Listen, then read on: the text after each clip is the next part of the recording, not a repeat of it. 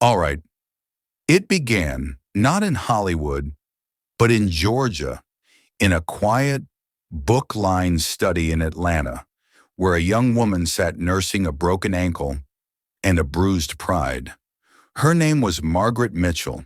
She had been a reporter once until an injury forced her to quit. Now, confined at home, restless and bored, she reached for the only world left to explore, the one inside her head. So she began to write. On an old Remington typewriter, she tapped out scenes of love and loss, war and ashes. She wrote about the South she knew and the South she imagined. She wrote of a woman as strong as the ruins she survived. Scarlett O'Hara. But Margaret didn't think it was a book. It was just something to do. A stack of chapters hidden in a closet, read only by a few friends who thought it was too good to hide.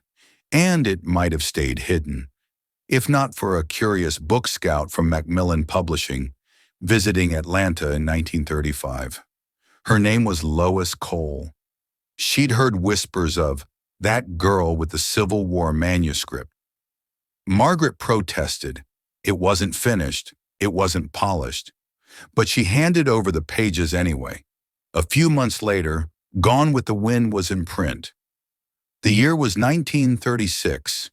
The country was still limping through the Great Depression, and suddenly readers everywhere were swept away by the story of a woman who refused to be defeated when her world crumbled.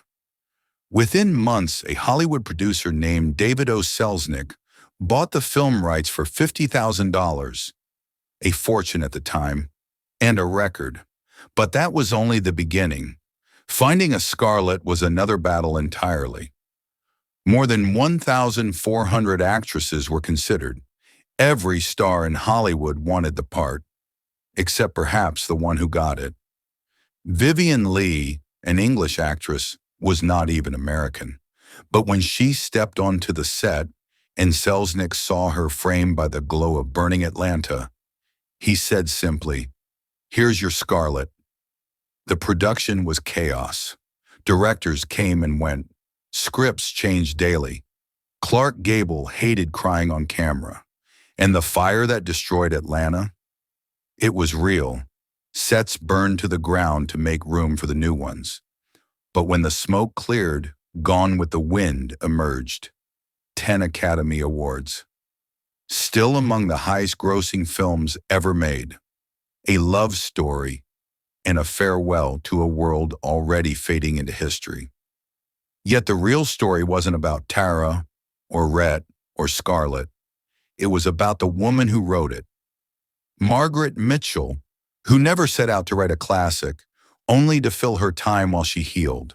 She once said she didn't know how the story would end. She just kept typing until it told her. And maybe that's the lesson.